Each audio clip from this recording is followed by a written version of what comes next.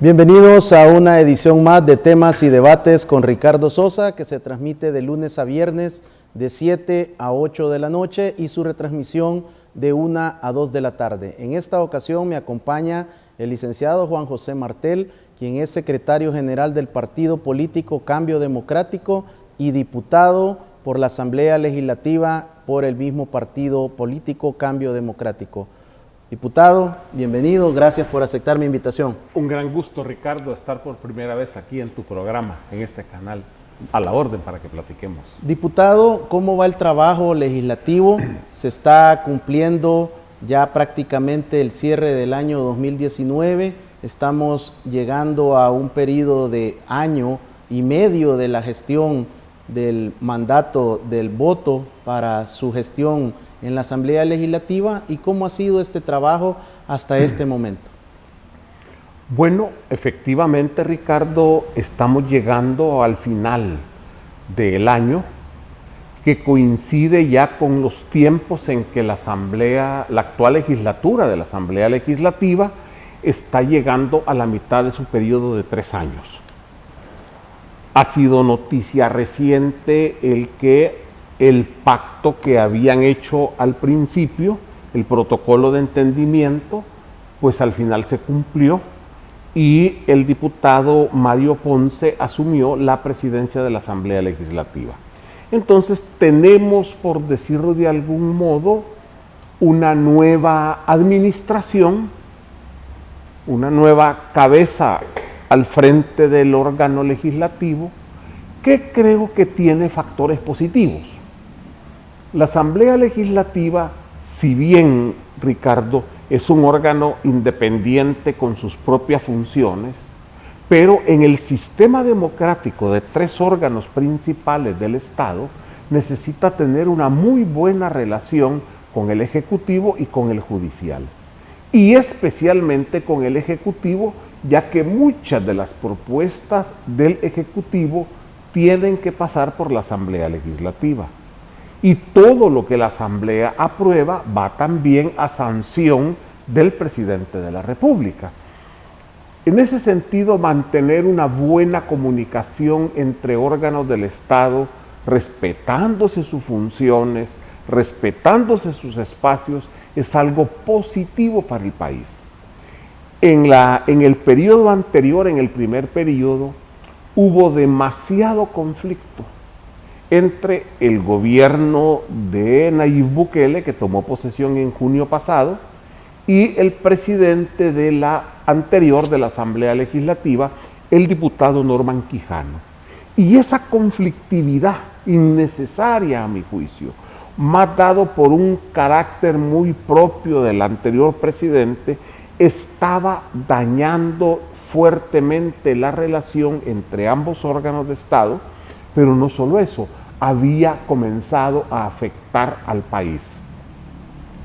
Creo que este cambio de presidencia, que estaba ya definido desde el inicio de la legislatura, ha tenido como elemento positivo que se ha abierto una nueva posibilidad de mejor relación, más directa, más fraterna, más respetuosa, entendiendo cada uno sus funciones, con el órgano ejecutivo. Creo que ese es un factor, es decir, estamos terminando el 2019 con una renovación en la relación entre ambos órganos del Estado, y ese es un primer elemento importante. ¿Qué retos tiene antes de cerrar el año?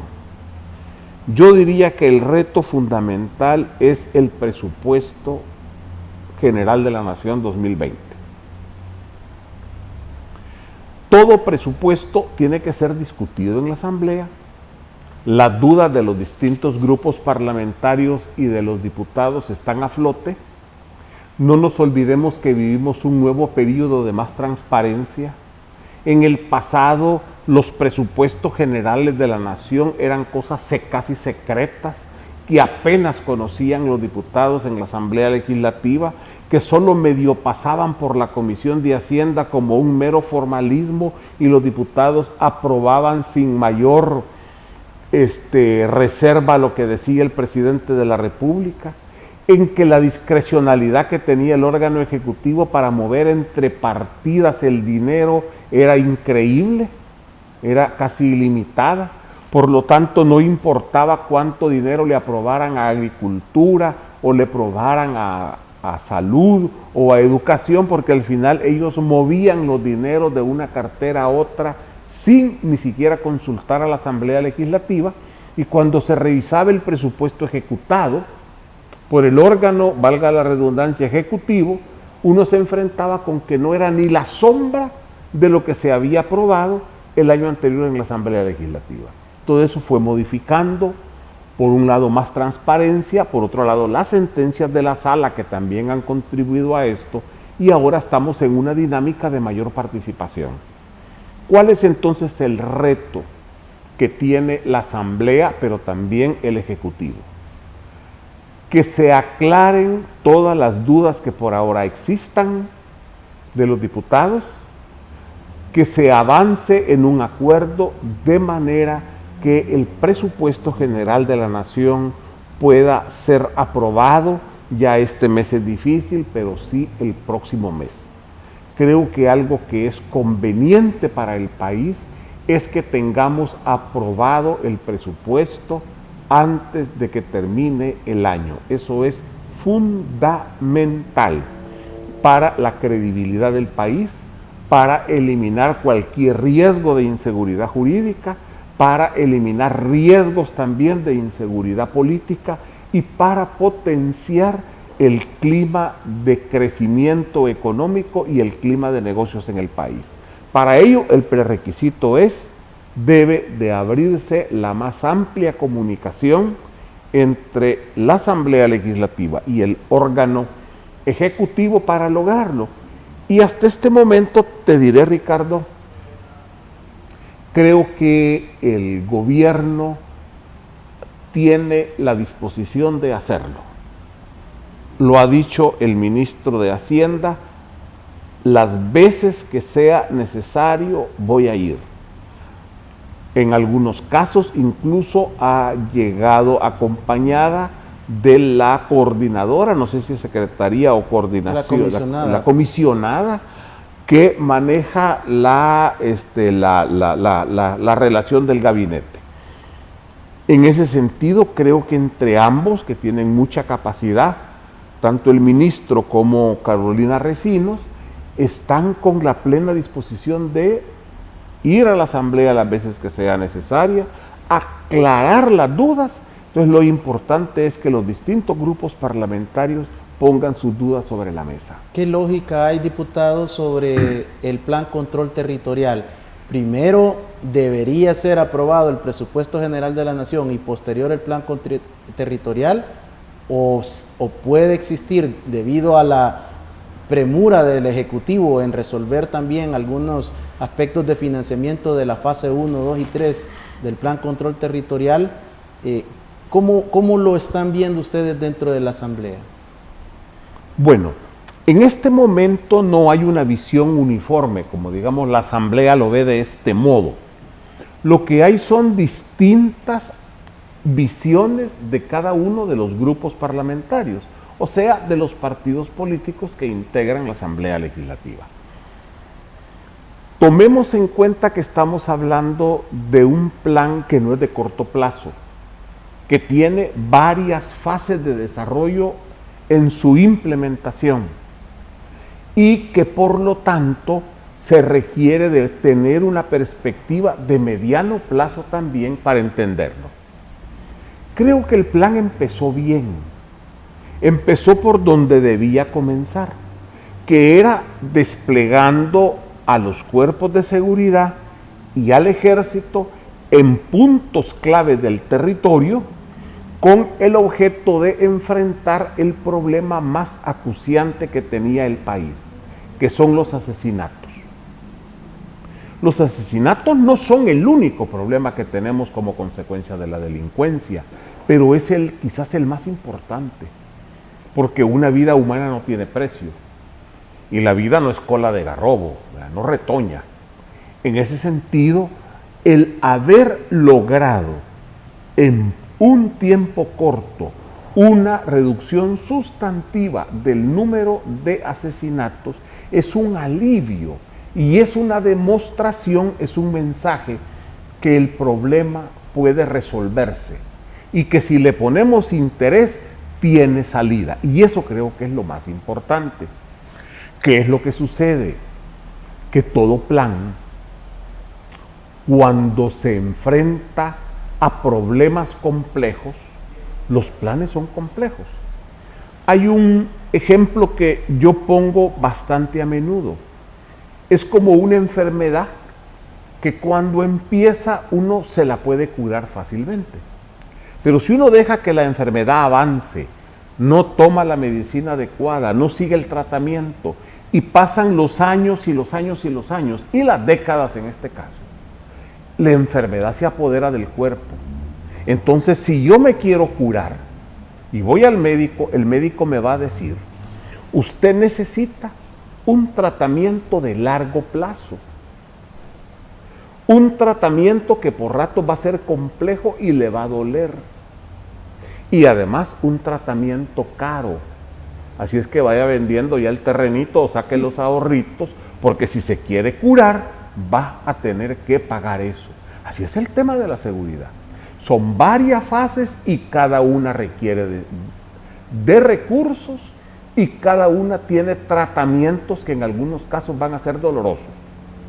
Obviamente, cuando uno sale todo achorcholado de la clínica del médico y se sube al bus, ¿qué es lo que pasa?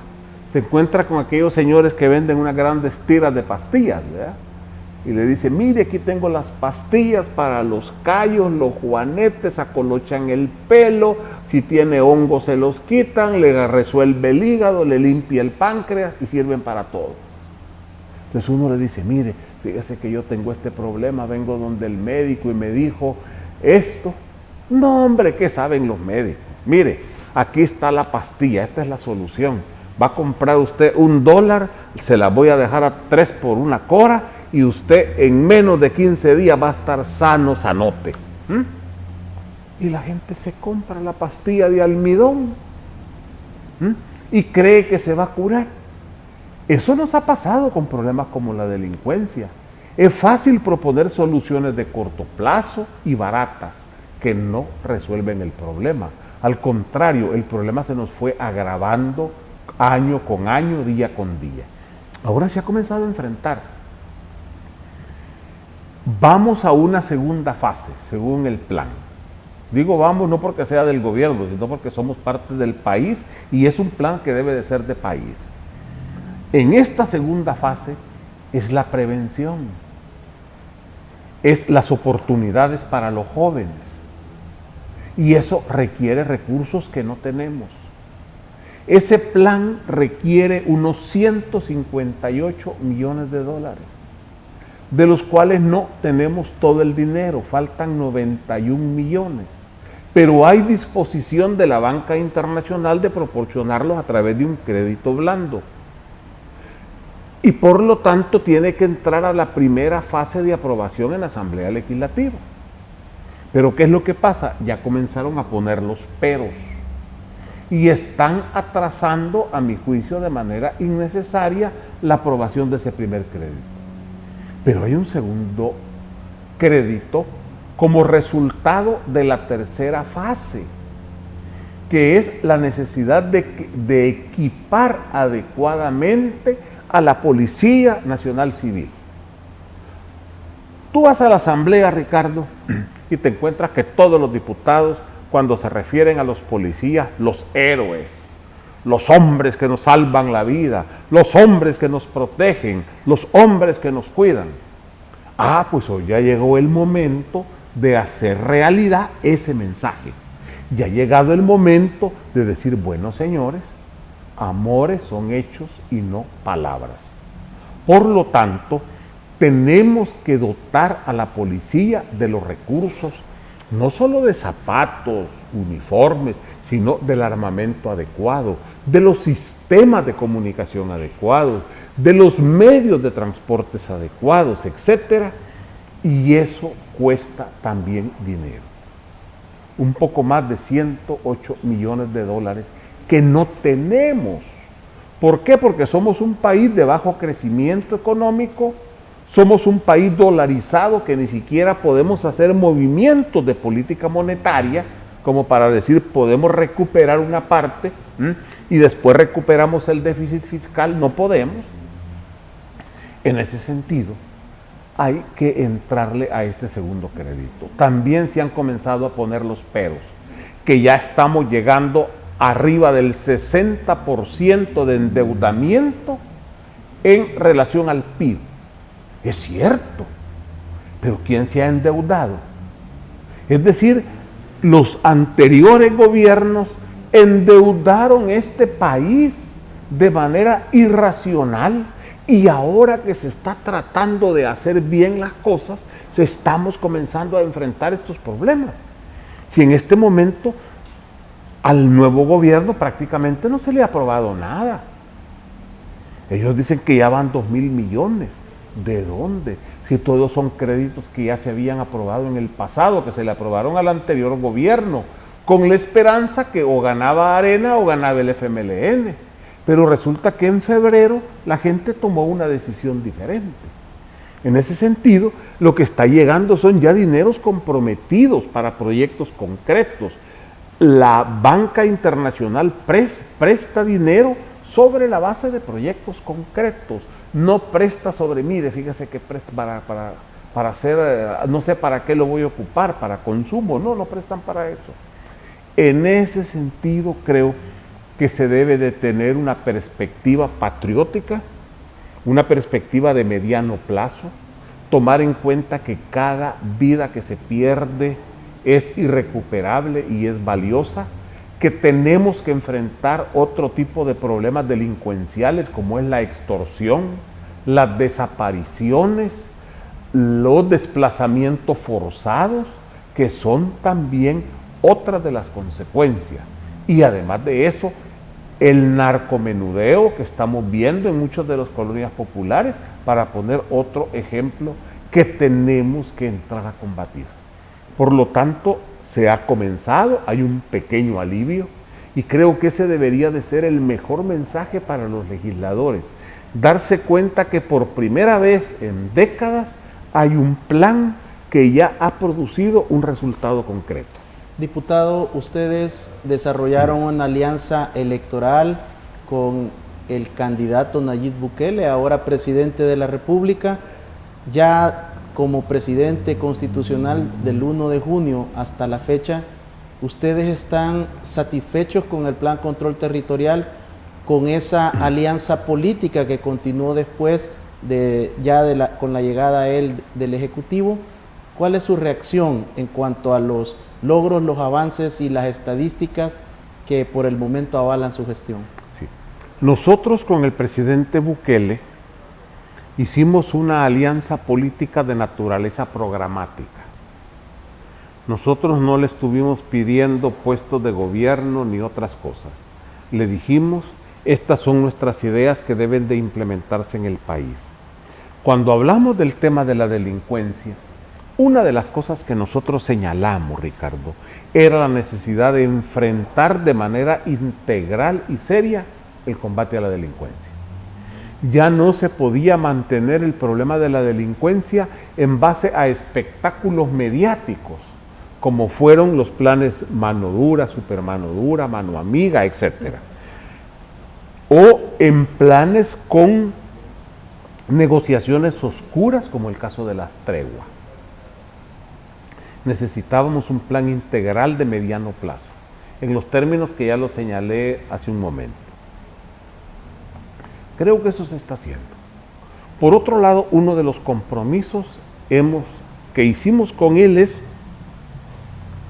la necesidad de desarrollar y de promover la seguridad jurídica sobre la base al respeto de las instituciones, sobre la base de crear un ambiente de comunicación con diversos sectores, para crear un clima positivo de negocios, un clima que permita el crecimiento económico con medidas que permitan que el crecimiento económico también fluya hacia los sectores más desprotegidos del país.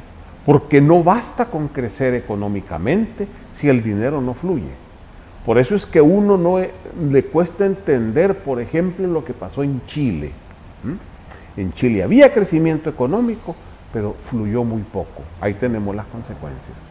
Agradezco, doctor, sus comentarios. En este momento hacemos una pausa y damos paso a la sección En la Mira. La contribución de este programa, temas y debates para nuestra corporación policial, que cada día se levantan más de 28,000 hombres y mujeres para servir y proteger a la población. Durante esta semana han sido importantes golpes al crimen organizado y las pandillas y delitos contra la mujer que han desarrollado sendos operativos que han concluido también ya con judicialización de casos debido al trabajo y la efectividad policial. En la Mira en este momento.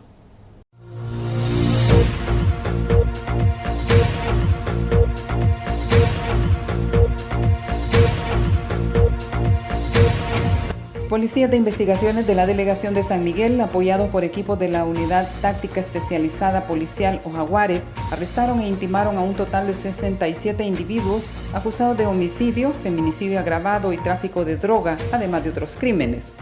El operativo fue realizado en los municipios de Chirilagua, Comacarán y San Miguel, y con ello se resolvieron al menos 18 asesinatos. Policías de Soyapango capturaron a 28 miembros de estructuras criminales acusados de los delitos de homicidio agravado, feminicidio, extorsión, secuestro, robo, violación y agresión sexual, entre otros, durante un operativo simultáneo en los municipios de Soyapango, Ilopango y San Martín, en coordinación con la Fiscalía General de la República. Entre los detenidos se encuentran los sujetos que privaron de libertad a una persona, exigieron una fuerte cantidad de dinero por su liberación y posteriormente la asesinaron. Investigadores de la Delegación La Libertad Centro Sur, con sede en Santa Tecla, detuvieron en 2 casos diferentes a 3 sujetos buscados por los delitos de homicidio, privación de libertad y lesiones, y uno más por estafa. En el primero de los hechos se trata de Josué Alejandro Rodríguez, Edwin Antonio Cruz Arabia y Ulises Ernesto Landaverde Arévalo, integrantes de pandillas que delinquen en el municipio de Zaragoza y sus alrededores. El otro apresado es Wilber Giovanni Arguete Escobar, acusado del delito de estafa. Para En la Mira con Ricardo Sosa, este fue un informe de la Policía Nacional Civil.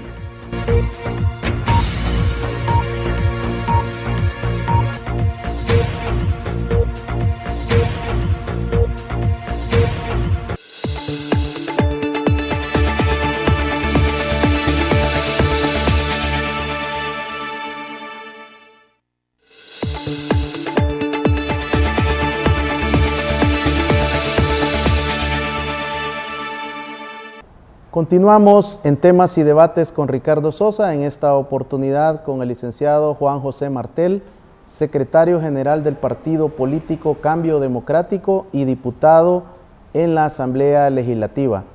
Diputado, ¿en cuántas comisiones de trabajo está participando usted hasta este momento en este primer periodo de su legislatura?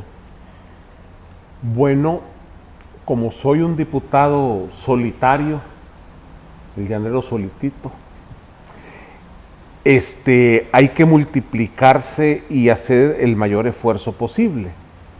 Para ello estoy en 4 comisiones permanentes,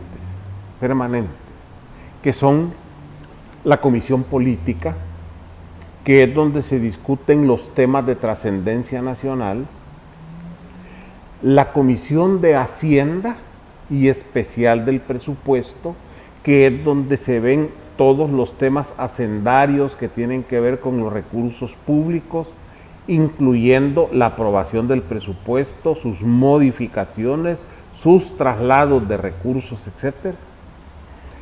La Comisión de Economía, que en este momento está embarcada en crear la legislación básica para la modernización y la digitalización de nuestra economía. Si no modernizamos y digitalizamos los procesos económicos, no tenemos posibilidades de desarrollo y eso requiere de un marco jurídico que por ahora no tenemos. Y finalmente también la Comisión de Trabajo, para poder ver las distintas demandas de los trabajadores. En esta comisión me apoya mi diputada suplente, la licenciada Odilia Ayala. Además de eso, estoy en una subcomisión en la que estamos viendo una serie de reformas que se van a hacer a la ley LACAP, también para digitalizar y volver eficientes ciertos procesos de compra. El objetivo es superar las falencias que en este momento tiene la ley LACAP, que son procesos engorrosos y que no resuelven ni el problema de que el Estado pueda comprar barato, rápido y sin corrupción. Entonces necesitamos resolver esos temas a través de mecanismos de modernización y digitalización de la ley LACAP. Para ello hay una subcomisión especial. Estoy además en la comisión ad hoc que está viendo el tema de las pensiones, que ya por fin hemos logrado que comience a funcionar, aunque lamentablemente por diversas razones este día no alcanzó el quórum necesario para poderse reunir. Estuvimos presentes 4 diputados formalmente nombrados y nos faltaron 2, ¿ve? Pero es una comisión que ya ha comenzado a caminar para resolver ese tema tan grave y tan delicado como son las pensiones. Es decir, pasamos bastante ocupados en la Asamblea Legislativa tratando de aportar en áreas estratégicas. Diputado, las comisiones permanentes ¿es parte de un acuerdo político o es las capacidades o competencias que tiene el diputado o diputada o es las que sobra? ¿Qué protocolo o qué instructivo define hasta en cuántas puede estar? Bueno,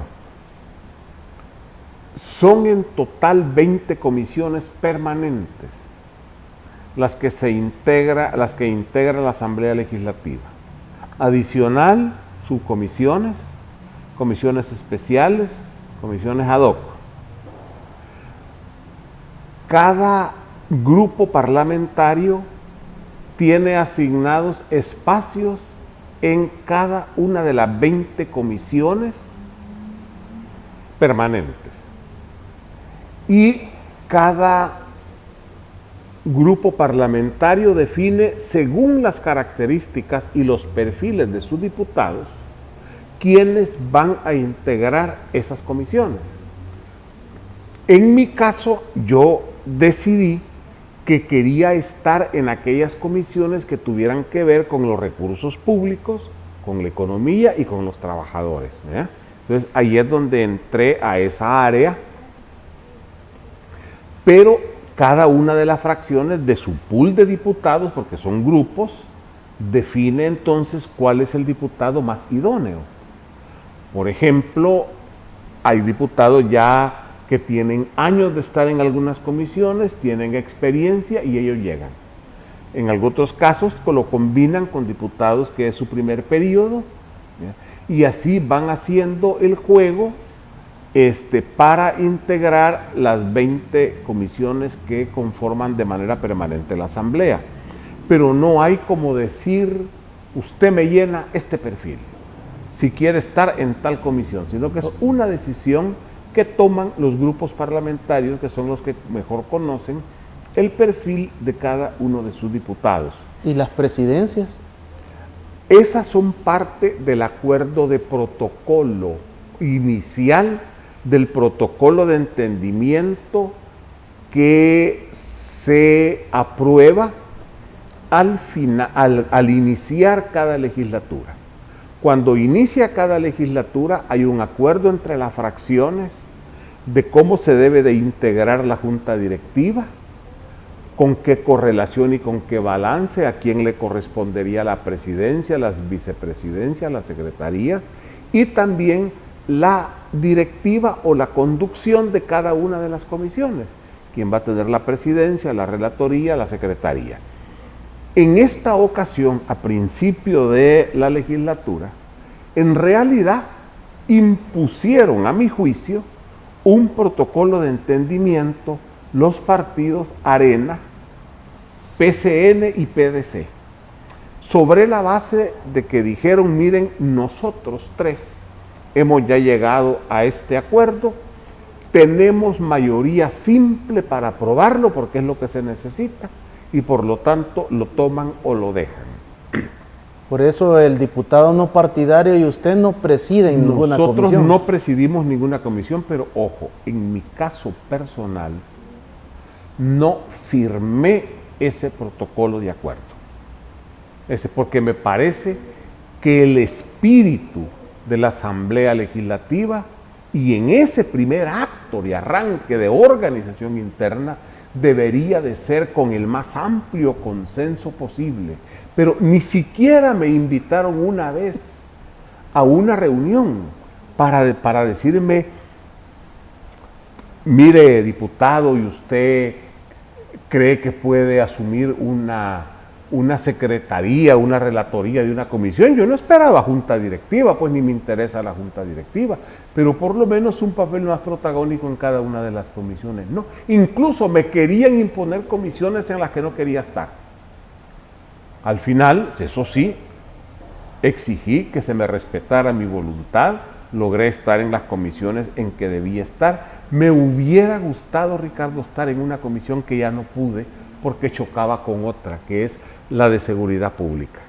Me hubiera gustado estar en esa comisión, pero lamentablemente ahí sí, y ahí no le voy a echar la culpa a nadie, es que simplemente en su horario chocaba con otra comisión permanente y se me volvía muy difícil la asistencia a la misma y preferí mejor ser responsable y decirles, mire, no voy a poder venir a esta comisión y no puedo aceptar. Creo que el sistema en general funciona en la medida en que los diputados tengan la conciencia del trabajo que están desarrollando en cada una de las comisiones. No nos olvidemos que los parlamentos, por su propia naturaleza, el diputado tiene siempre un margen de operación. Muy difícilmente se le puede o no se le puede decir a un diputado vote de este modo. A mí nadie me puede decir usted vote de este modo. Yo soy el que respondo por mis votos ante la ciudadanía, no es responsabilidad legal ni jurídica, porque a mí nadie me puede demandar por la forma en que voté en una decisión, en una ley, ya sea que haya votado a favor, en contra, me haya abstenido, etcétera, pero sí hay una ciudadanía que cada vez está más pendiente del funcionamiento de la Asamblea Legislativa y ellos sí están evaluando de manera permanente el trabajo que desarrollamos los diputados. En ese sentido, yo me siento satisfecho.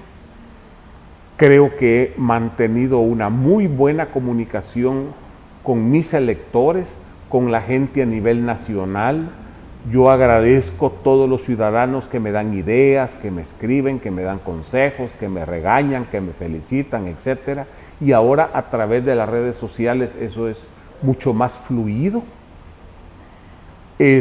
porque ayudan al trabajo que se hace. ¿Mantiene los Facebook Live que fueron muy populares en su campaña o sí, los ha eliminado? Mantenemos los Facebook Live, mantenemos las historias en Facebook, mantenemos una comunicación permanente, los tweets, Instagram, mantenemos todas las redes sociales y gracias a Dios tenemos una muy buena comunicación con la ciudadanía. Según un estudio que hicimos de impacto, de alcance, solo en el mes de septiembre yo logré alcanzar a 1 millón de salvadoreños con mis distintos mensajes de Twitter, de Facebook, Instagram, etc. lo cual me siento satisfecho. La semana anterior, diputado, estuvo aquí el licenciado Miguel Pineda de Caos, Marketing Digital Político, y nos mostraba todos los resultados de las encuestas, y me sorprendió mucho que usted está dentro de los primeros 10 diputados con mejor manejo en redes sociales. Me imagino que tiene un presupuesto muy discreto para invertir en este tipo de campañas. La ventaja de las redes sociales, Ricardo, es que no requieren de mayor inversión. Si yo quiero pagar 30 segundos en una corporación de televisión nacional, me cuesta un ojo de la cara. Pero para comunicarme en las redes sociales, yo lo que necesito es contenido, saber explicar las cosas y saberle responder y conversar con cada ciudadano que va reaccionando frente a los hechos. Eso es lo fundamental en las redes sociales. Esa es la gran ventaja, que rompe el mito de las enormes cantidades de dinero que se necesitan para tener un alcance. Por supuesto, uno necesita un buen celular, un buen Facebook, etcétera, ¿verdad? No aparecer tan despeinado a la hora de la foto, ponerse el saco bien, pero en general es un medio accesible. Y efectivamente yo estoy entre los primeros 8, no, estoy en el bloque de los primeros 10 diputados con mayor presencia en las redes sociales. Eso es importante. Yo le agradezco a la ciudadanía, a los amigos que me ayudan en este campo, porque realmente están haciendo una excelente labor, y creo que debemos de continuar. ¿Por qué? Porque la clave de un funcionario es la comunicación con la gente. Yo no concibo un diputado aislado y separado. Incluso por eso que yo siempre sigo llegando al mercado, voy a hacer mis compras, ando en el centro, voy a Metrocentro, voy a todos lados donde hay que ir. Yo voy igual como era mi vida antes. De manera que mantener ese contacto, esos pies sobre la tierra, se vuelven fundamentales, porque el funcionario, si no, hay un momento en que se cree semidios y cree que él es hasta medio eterno, ¿verdad? En realidad yo estoy ahí en un curul en el que el pueblo me ha sentado por 3 años. Después va a depender de mi desempeño, el continuar o no, y que yo también tenga interés. Eso creo que es lo que nunca debe de perder un funcionario: el contacto con la gente, el compromiso con la ciudadanía y el apego a las promesas de campaña y a sus ideales. En este segundo bloque hemos conocido, por medio del diputado Juan José Martel, cómo se desarrolla la actividad legislativa, cuáles son las comisiones especiales, las comisiones ad hoc, y este acuerdo entre los partidos políticos al inicio de cada legislatura para cómo deciden que la Asamblea Legislativa de El Salvador va a operar. Regresamos después de este corte comercial.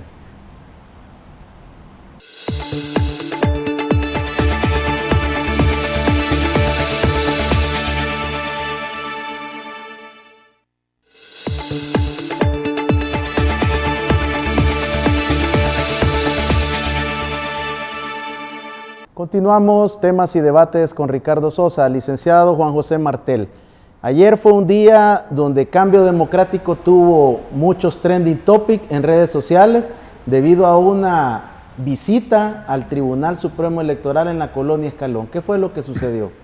Bueno, gracias, Ricardo.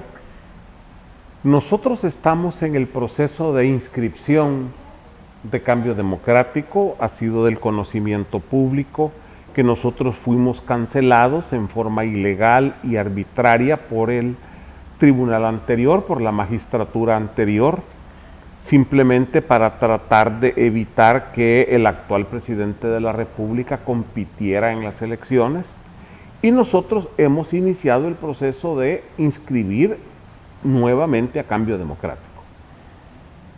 Hace más de un mes, estamos hablando del 24 de octubre, nosotros llevamos al Tribunal Supremo Electoral 705 libros con todas las firmas para que sean validadas por el tribunal tal como lo dice la ley.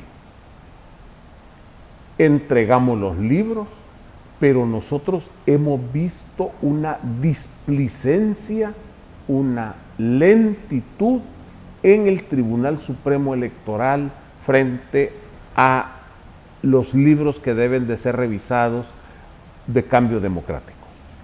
Primero, que se equivocaron en la cuenta y que decían que eran 102 y que nosotros habíamos llevado 3 libros menos. Llegamos y los contamos y les demostramos ahí ante ellos que los del error eran ellos, que nosotros habíamos llevado 705 libros y aquí están. Eso nos atrasó. Un problema de ellos, no de nosotros. Luego que había que esperar a que se reuniera el organismo colegiado se reúne, toma la decisión, avancen, y de repente nos damos cuenta que los mandos medios que tienen que ejecutar las directrices de los magistrados del Tribunal Supremo Electoral comienzan a moverse con una lentitud que no nos explicamos. Al día de ayer, Ricardo, teníamos 1 mes y días calendario de haber presentado los libros y no habían iniciado el proceso de validación de las firmas, que estaban en una fase previa en que tenían que hacer no sé qué cosa, que estaban en otra fase. La cosa es que de repente nos damos cuenta, 1 mes, y no han ni siquiera comenzado a validar la firma. ¿Cómo se da cuenta? ¿Ustedes tienen personal al interior? Sí, así es. ¿Inteligencia contra inteligencia? No, los órganos del Estado deben de ser transparentes a la hora de funcionar. Y eso son cosas que no se pueden ocultar. Además, Cambio Democrático tiene derecho a tener observadores en el momento en que ese proceso se inicie. Y los observadores que va a poner Cambio Democrático están esperando que llegue el momento de iniciar ese proceso. O sea, los tienen que convocar. Exactamente, es obligatorio que estén ellos ahí presentes para verificar la legalidad y la certeza del proceso. Es el derecho de vigilancia que tiene Cambio Democrático en organización por ahora, a la hora del conteo de sus firmas. Frente a esa preocupación y que tenemos un plazo de 60 días hábiles para que el tribunal responda, es que le entregamos al tribunal una nota muy respetuosa, seria, en el marco de la ley, en el marco del derecho de un ciudadano a hacer peticiones también ante un funcionario, y les decimos, señores, estamos preocupados. Estamos viendo que sus mandos medios no están acatando las órdenes que ustedes han dado. Por lo tanto, pedimos que tomen las medidas necesarias para garantizar que nuestro proceso continúa y que se cumple el término que la ley establece para respondernos y de esa manera poder pasar a las siguientes fases del proceso de inscripción de Cambio Democrático. No nos olvidemos, Ricardo, que ya pronto va a comenzar a activarse el calendario electoral. Ahora se activa por lo menos 1 año antes. Y las elecciones están, aunque no están oficialmente convocadas, pero están semioficialmente convocadas porque sobre esa base se hace el calendario electoral para un día de febrero, un domingo de febrero, no recuerdo cuál es. Por lo tanto, 1 año antes. 28 de febrero. 28 de febrero. Por lo tanto, 1 año antes comienza a contar el calendario. Y además los partidos políticos tienen que iniciar su proceso que les lleva a la elección de candidatos a través de elecciones internas. Y no queremos que nos hagan lo mismo que le hicieron a Nuevas Ideas, que cuando se iban a inscribir entorpecieron y dilataron el proceso hasta donde pudieron para evitar que Nuevas Ideas pudiese participar en las elecciones presidenciales. Pero si ustedes entregaron, digamos, el 20 de octubre, considerando que ya vienen las vacaciones de fin de año, este plazo estaría por vencer los 60 días hábiles a finales de enero. y luego viene ya la convocatoria un año antes, Sí, ¿les alcanzan los tiempos? Sí, no nos olvidemos que estamos hablando de 60 días calendario y si bien tenemos una vacación un poco larga el fin de año, pero han pasado días de octubre, días de noviembre, días de diciembre que son hábiles. Entonces, eso nos permite que si el tribunal incluso tiene voluntad, además la ley dice hasta 60 días, es decir, pone una fecha máxima. Creo que sería un buen gesto del tribunal no llegar hasta el último día y hacerlo antes. Pueden hacerlo y ese sería un gesto positivo, una demostración de imparcialidad frente a la ley que se vuelve tan necesaria en todo funcionario que ejerce jurisdiccionalidad y más en un tribunal supremo electoral que todos sabemos que es muy nervioso políticamente y por lo tanto, y partidariamente. Por lo tanto, creo que sería un buenísimo mensaje que el Tribunal Supremo Electoral le puede dar a la ciudadanía, al país, de no llegar hasta el último día, sino hacerlo antes. Creo que esto no solo es bueno para Cambio Democrático, creo que es bueno para el país, pero además de eso abona en la confianza al tribunal. Nosotros le estamos dando al tribunal el derecho de la duda, queremos confiar en nuestros organismos electorales, pero la confianza no es algo que se da automático, especialmente en la forma en que ellos la han ido perdiendo. Y si uno hace una encuesta sobre cuál es el nivel de credibilidad que tiene el Tribunal Supremo Electoral entre otras instancias del Estado, salen bien bajos. Por lo tanto, este hecho puede ir contribuyendo a mejorar la credibilidad del Tribunal Supremo Electoral y de muchas de las instituciones públicas del país que necesitan recuperar ese tesoro perdido, que es que el ciudadano tenga confianza en ellos. Diputado, le deseo todo lo mejor en este proceso de reinscripción de Cambio Democrático que mantiene sus colores tradicionales, amarillo y azul. Su mensaje para el pueblo salvadoreño. Bueno, Ricardo, agradecer esta oportunidad, un abrazo a todos los amigos que han estado pendientes de este programa. Te felicito, Ricardo, es un buen programa y creo que le permite a la ciudadanía estar pendientes también de ese tema tan vital como es el tema de la seguridad. Creo que eso es altamente positivo y tú estás en ese sentido siendo pionero de un esfuerzo que no se había desarrollado antes.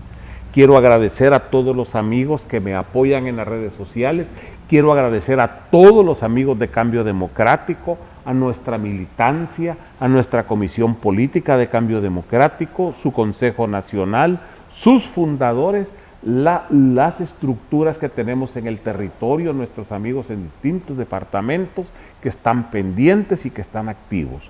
Juntos vamos a salir adelante. Gracias, Ricardo. Yo no sé si voy a venir otra vez antes del fin de año, pero porque no puede estar uno viniendo muy seguido a estos programas, pero sí, si no nos vemos, amigos, creo que no es muy temprano desearles felicidades a todos. Ya estamos en plena fiesta. Ya estamos en plena fiesta. También un saludo para todos los migueleños que tienen en las próximas horas su carnaval. Exacto, un saludo, un abrazo a todos. Ha sido el diputado Juan José Martel, también secretario general del partido Cambio Democrático, quien nos ha explicado su agenda legislativa, sus propuestas, cómo funciona la Asamblea Legislativa y también el proceso que se encuentra el partido Cambio Democrático en el Tribunal Supremo Electoral. Muchas gracias, bendiciones.